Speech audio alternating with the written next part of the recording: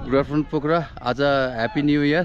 आज मसँग अनिश भाइ पोखराबाट उड्न आउनु भएको छ। कस्तो लागिरहेछ मेरो भाइ? रमाइलो लागिरहेछ त, एक्साइटमेन्ट एकदम है। हजुर भाइ। अब आकाशमा गएपछि एकदम मजा लिने हस्ते र अरू साथीभाइहरू पनि उड्दै हुनुहुन्छ।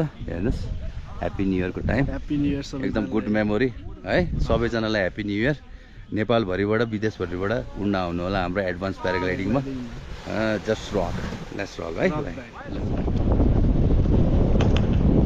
Happy new year, happy new year. हामी आकाशमा छौँ। न्यू इयर हाम्रो आशिष भाइले मनाउँदै हुनुहुन्छ। कस्तो लागिरहेछ आशिष भाइ? ठिक छ दाइ। अनिस भाइ सरी। ओके दाइ। रमाइलो भयो नि? एकदम रमाइलो, सजिलो लाग्यो नि? एकदम सजिलो। गाइज हेर्नुहोस्, आज न्यू इयरको दिन मजा लिइरहेछौँ हामीहरू।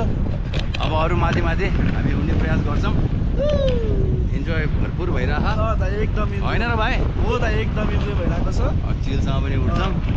यो तपाईँले समात्नु केही हुन्न ढुक्क त्यतिकै है। यता यो लाइनहरूमा नलगिदिनु होला, त्यति आरामले राइट लेफ्ट गर्दा पनि केही हुन्न। अब तपाईँलाई यो होटल भइहाल्यो होला नि। तपाईँलाई जिप लाइन देख्नु भयो। जिप लाइन छ नि त, हो यहीबाट हो, त्यहीबाट त्यही कुनामा। कहाँसम्म चाहिँ त्यो पुरा ओह्रालो देखाइदियो। हो, त्यही अहिले देखाइहाल्छ नि तपाईँलाई। ढुक्क लिदिनु, यसरी गरेर लिदिनु आरामले। यतिकै देखाइदिनु होटल। जिप लाइन हेरेर ल्याइदिनु। त्यही हो जिप लाइन। रमाइलो होइन र भाइ? हो नि दाइ, कस्तो रमाइलो भयो एकदम हावा नि मस्त लागेको। अहिले चाहिँ माथि गयो भाइ। तातो तातो हावा पाउनुपर्छ कि भाइ? जति तातो हावा पायो त्यति माथि जाने भाइ। त्यति त्यो जाँदै हुन्न भइगयो हुन्छ नि। टाइमिङ पनि मिल्नु पऱ्यो कि भाइ? हजुर। टाइमिङ वाइङ सब मिल्नु पऱ्यो। ट्राई गर्दै जाऊँ भाइलाई। सिपाएर नै न्यु इयरमा कस्तो दामी भ्यू है। चरा उडे जस्तो। यतिको पनि राम्रो भाइ। अहिले पानी परेको कस्तो हुन्थ्यो? अब मौसम यस्तो भयो। हिमालहरू चाहिँ कुन टाइममा बिहान लास्ट इयर एकदम दामी देखाएको थियो। दिल खुस गर्ने सिनारी थियो क्या। उड्दा उड्दा कस्तो दामी देखेको। बाटो हेऱ्यो नि, बच्चाहरू हिँडेको है। होइन, हामी आएको बाटो तलबाट है। तलबाट यो चाहिँ होटलको यही गाडी गयो नि। हाम्रो साथी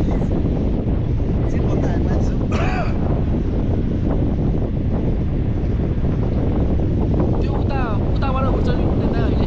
अहिले उताबाट उठ्दैन नि भाइ? एयरपोर्ट भएको कारणले त्यो पनि हो। त्यहाँ बिल्डिङ पनि बनाउँदैछ। हजुर।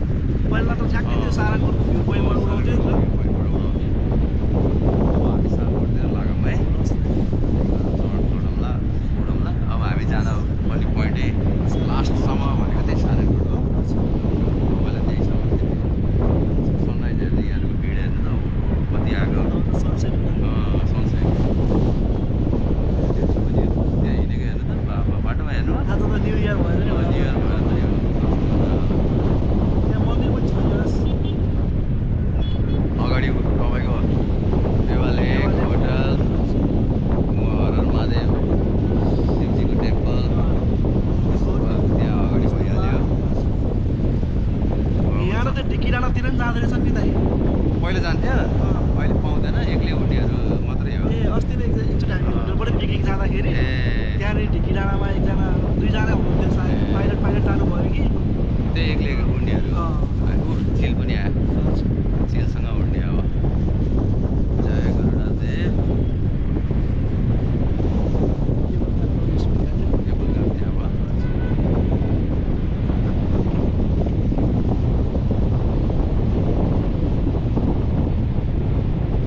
मजा आएछ नि भाइ? एकदम मजा आइरहेको।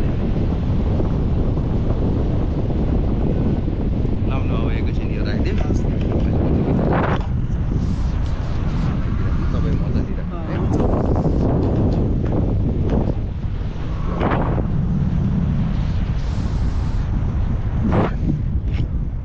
पहिला हामी आउँदाखेरि बाटै थिएन कि स्कुलबाट टुर आउँदाखेरि। हो, यहाँ त हिँडेर आउनु पर्थ्यो उकालो। यहाँ त अहिले त बाटो पनि कताबाट कतिवटा बाटो कति कि पहिला त एउटा गाडी आउने बाटो थिएन। आधी बाटोमा र आधी बाटो हिँडेर आउनु पर्थ्यो। अहिले त केबल कार पनि केबल कार बिहानैदेखि चल्छ कि यो बिहानदेखि मान्छे भएर बिहानदेखि चल्छ गरे हजुर नभए कहिले काहीँ रोकिँदो रहेछ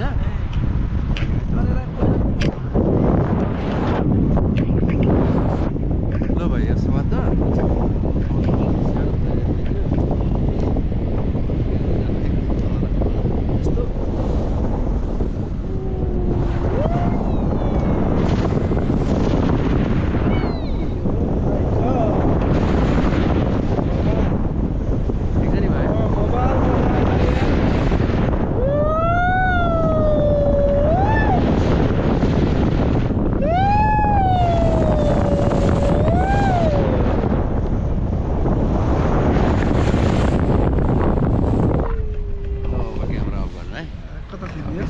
त्यतिकै ठिक छ ल लास्ट मजा आयो